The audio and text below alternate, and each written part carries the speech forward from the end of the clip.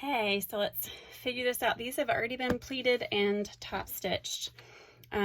Just kind of what we were talking about. I'll show you. This is actually my folded edge, and I just barely top stitch it. What I end up doing is going up from the hemmed edge. This is my open edge. I go up my pleats, go across the top, really tiny top stitch, and then I go back down. And then that's to this step. This is where I am with these steps. And to show you also, this is what we discussed, that these have an open end. I just do a quick rolled hem on the raw edges. And again, and this was on the fold on the top. And they can be worn either way. But this is where you could put filtering or even a wire. On a few of them, I sewed just right on here, no additional fabric. I just sewed a stitch that made this into a rectangle that went down over, I think maybe like 3/8 to 5/8 maybe of an inch. And it went down across where the nose will go and back up, and I left a small opening. So I reverse stitched here, back stitched, and then I back stitched to go back up. It ends up making a rectangle with a small hole. That way you can actually put in a wire right in between the layers. You can put a wire up in there, and that's what I did. And you can use pipe cleaner, super easy.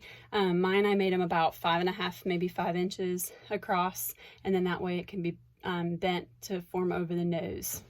But I'm not doing that right now. You can just put wire in there when you wear them and not have that pocket.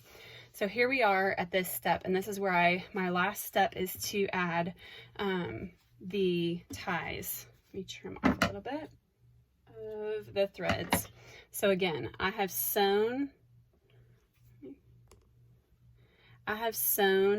just a quick stitch over this. I don't know if it'll focus. And then I have my ties already ironed. And what I do is I just mark the center of my ties.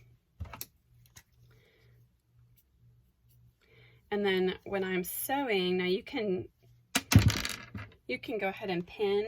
I used to pin these. You can pin this on that center mark that you just made inside here, so it gets all your selvage edges in there. You can pin it, or you can just start stitching, and when you get to that line, you stick your mask in, and that's what I'm going to try to show you right now. I am not, because of this selvage edge, I am not actually, I'm not actually stitching over this.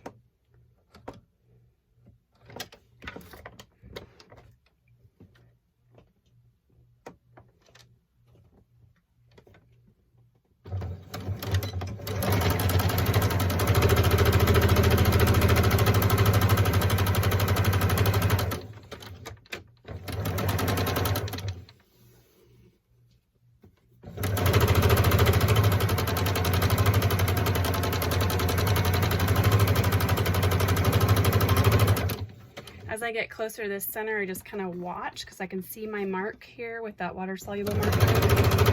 And I'm going to stop right there, and I'm going to stick that in there. It doesn't have to be perfect, but this saves a lot of time if you're doing a whole bunch of these and you're not pinning that'll save you a lot of time. I want to make sure it's snugly in there, and I make sure the shorter end is on top so that I can make sure I'm catching my bottom without pinning it at all.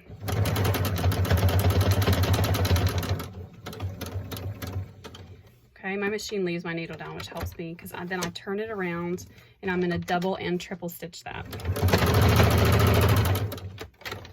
Go back.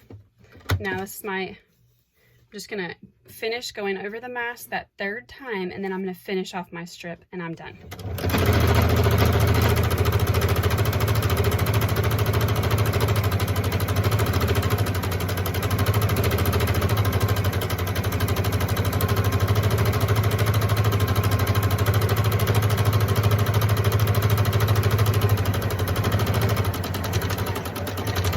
Another tip, just in case you don't know, it is really great to just have your next strip ready and you never trim your threads.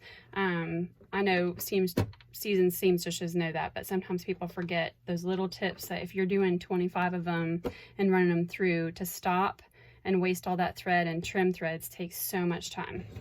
So So just, I go right into my next one. And from there, I'll do the same thing with this other side. I will mark it in the center, and when I get to that place, I'll just stick it in, and then I have both of my ties on there with a triple stitching where it's going to take the most wear and tear while they're pulling and tying them and untying them. Hope that helps.